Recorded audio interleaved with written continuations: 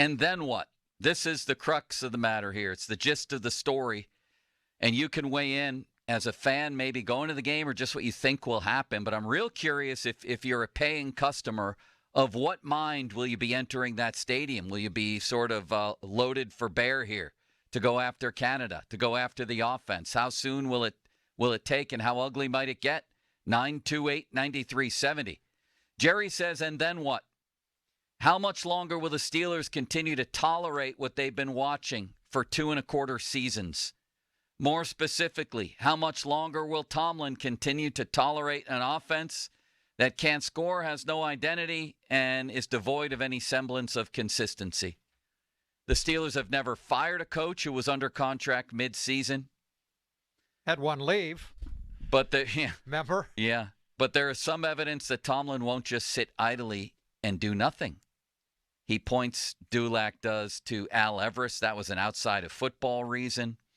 Fired him in the middle of a year, maybe the start of the preseason that was. And then here's one. 2013, disappointed with the play of his offensive line, Tomlin reduced the role of O-line coach Jack Bicknell. Gave those duties to his assistant. So then he talks about how Rooney became involved with the Arians firing, which is what it was. It wasn't really. Firing, even though they tried to portray it as a retirement, right? Yeah. So will they start booing? Will they start saying, fire Matt Canada? Dulac draws a distinction saying the fire Matt Canada, the venom is now directed at Tomlin and by extension Rooney. And that would be their way of imploring the Steelers to do something about this offense. How does it go, Ron? What's the scene in there? And what are you thinking if you're Art Rooney? I'm thinking of Art Rooney. I'm sure as hell hoping our offense goes down the field and scores on the first drive. Yeah. That's what I'm hoping for. I don't know that it would take maybe the first drive if they go three and out. I don't know that it starts right away, fire Canada. I think it could be just boos directed at the offense. But if it continues into the second quarter, maybe, I could definitely hear fire Canada. When was it the last time? In the fourth quarter of that Cleveland game. Yeah. And they were behind, and then Watt and Highsmith made the big play to win the game. I don't know that it'll be the first series, but I could hear boos first series 3 and out. I think there's about a 90% chance that this is going to happen at some point in the game, and I would say there's a chance it happens before the game even starts, before opening kickoff. What do you think of that, Ron? I don't see that happening. That would be interesting. I don't discount that idea. I don't discount that idea at all. I don't discount it, but I don't think it will happen.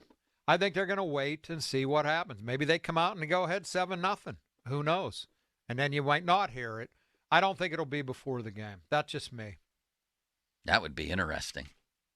But I do think that it goes right to fire Canada chance. There's just no boos. It's just if there's a 3 and out, it's going directly to fire Canada. This extends to one of the ugliest offensive performances maybe in Steeler history, certainly recent Steeler history. It's the second time in 70 games that they failed to score a touchdown. Yeah. People Twice are fed in up. 4 games. They are fed up. Well, they did score a touchdown in the first game, I guess. Yeah, this is the second time in 70 games that they didn't score a touchdown, and it was against the Houston Texans. So I think people are going to come, like I said, could be in an angry mood. Loaded up.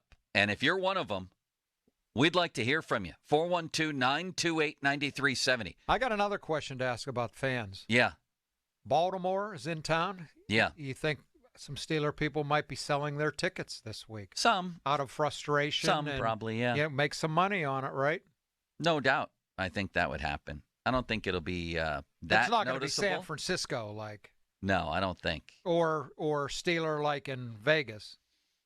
Yeah, I don't think so. But I would imagine some will be. Do you think the Steelers, if you could inject Tomlin and Rooney with truth serum, Ron, do you think they're of the same mind, independent of each other, on what to do with Matt Canada going into this game if it goes poorly? Well, only one opinion matters, right? Is Art. Now, yep. I don't know if Tomlin would support that or not, but if Art wants to make that change, Tomlin doesn't have a say.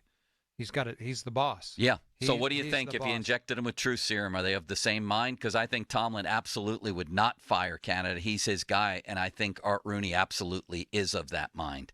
I don't have I any think- knowledge of that, but that's my gut feel. I think that's fair. I do. I think Art would probably be quicker to want to do it than Tomlin. How about Omar? Where does he fit into that?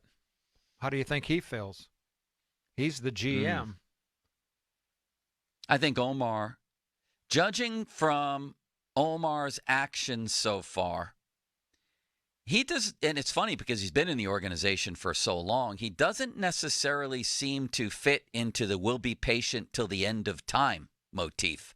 He seems to be more of a guy like, let's do things a little differently here, people, and let's be aggressive. So I think he would fit on the side of what the hell is going on?